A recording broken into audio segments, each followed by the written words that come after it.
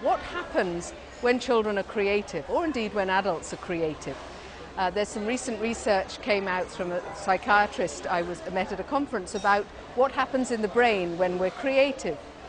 And MRI scans that show where the blood flow goes in the brain shows that apparently when we are traumatized, the blood moves from the left side of the brain to the right side of the brain. Now the left side of the brain is language, logic, reasoning, all our mathematical skills are processed on the left side of the brain.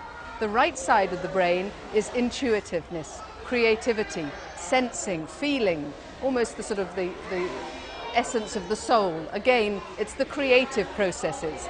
In order to be able to process everything that happens in you in life, you need more than just language. You need to be able to understand and sense the creative side of life.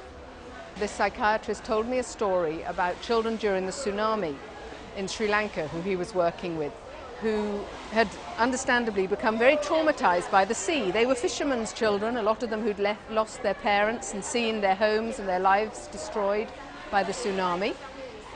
And they'd had counselling, people talking to them, trying to help them come to terms with what would happen.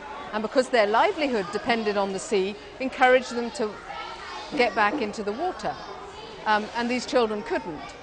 And the psychiatrist was trying lots of different things. And then an artist came and got the children to draw pictures about what had happened. And they were, of course, pictures of the waves and people drowning and trees. And the children drew these pictures. And then instinctively, at the end of the day of drawing, they all held hands and ran back into the water. And this psychiatrist told me this story, actually told it at a conference. And I thought, yes, that's why creativity is important. It helps us make profound sense of our world. It goes beyond the verbal. It taps into that symbolic, pictorial understanding of our world that is so instinctive in children and what we see happening in creativity. So that's why I believe creativity is very important for our well-being and indeed for some children and adults' survival. Monkey see, monkey like, monkey do.